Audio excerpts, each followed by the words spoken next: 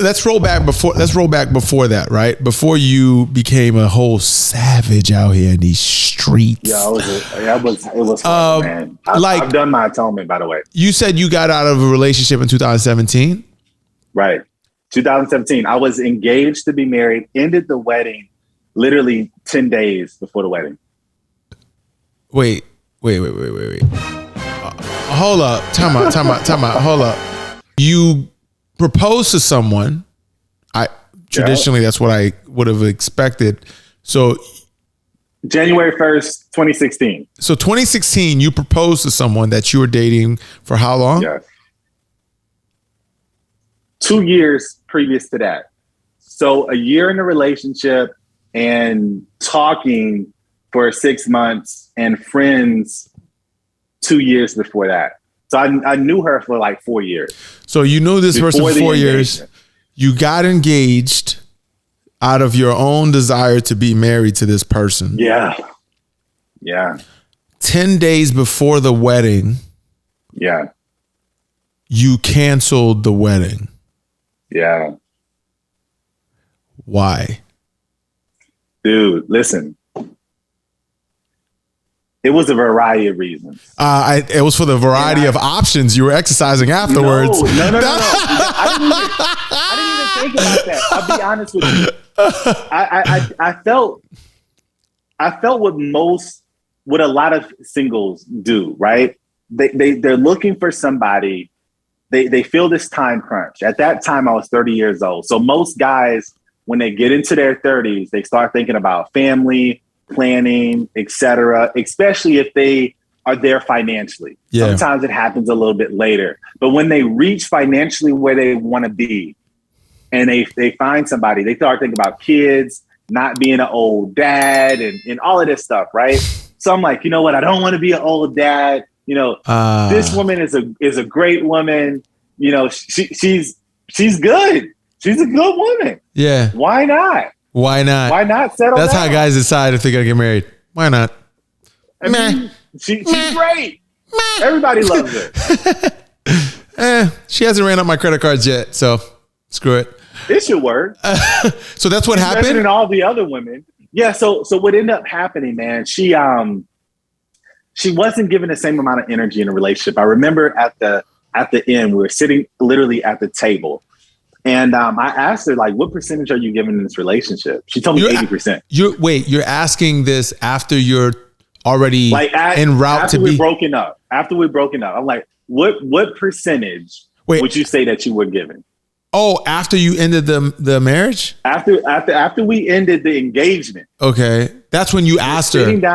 We're sitting at the table and we're having this talk. Because, you know, you go through a moment where you can save it. Okay. You go through the moment of like when you're in and you kind of have those. You gotta give the headshot to kill it. You know what I'm saying? It still got a pulse. You can either resuscitate or shoot it in the back of the head. Facts. Exactly, right? So I remember she told me 80%. And I was like, dang, like you're giving. I was like, well, I'm curious, what percent do you think I'm giving? She's like 100. So I'm literally giving 100% and you are giving 80% and you think that that's right. And we had other issues as well. Because one of the biggest things that I loved about her is she put everybody before her. She was so selfless, Jeff. She was selfless. That doesn't sound like somebody who's only given 80%. Listen, but what I didn't know is when we became one, everybody came before us. Oh, okay. And that was not cool. Yeah, but no, go ahead. I'm sorry. So it was all good when I saw her selflessness, but then I had to put my needs and our needs behind her family and friends, and that's not dope. That's not cool. But my question is, how long was the engagement? The engagement was a year. And it got up to about a year and 2 months. A year and 2 months engagement. Mm-hmm. Prior to the engagement itself, because we're talking about vetting here. Yes. Oh, dude, I was horrible. I feel you. I feel you. I saw the red flags. I thought I was going to Disneyland.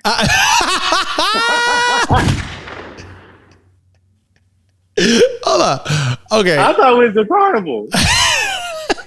You thought it was a car dealership. Wait. So, I thought it was a deal. Okay. So you saw these attributes back then prior to you. Okay. So what allowed you to see it differently if you already seen it before? So what ended up happening was I remember several parts of the relationship where I was like, you know what, I'm out. And she showed me how to fight for a relationship. So that's one thing I did not know how to do before being with her. Okay. But it went too far. Needless to say, there were other parts where it was like, you know what, it's a timeout. But out of my love that I had for her, I was like, you know what, I'm going to stay in it. I'm going to give us another try. What hit the end was the wedding is paid for. I literally had maybe $1,500, $1,200 or $1,500 left. And we were already near $30,000 from my pocket. What is it? $1,500 left where? To pay for the wedding. Literally, it was like the last $1,200 or $1,500 to pay the photographer and videographer for the wedding. Everything else was paid for. Food, dress, ceremony. How old were you? Everything. I was 30 at the time. 31.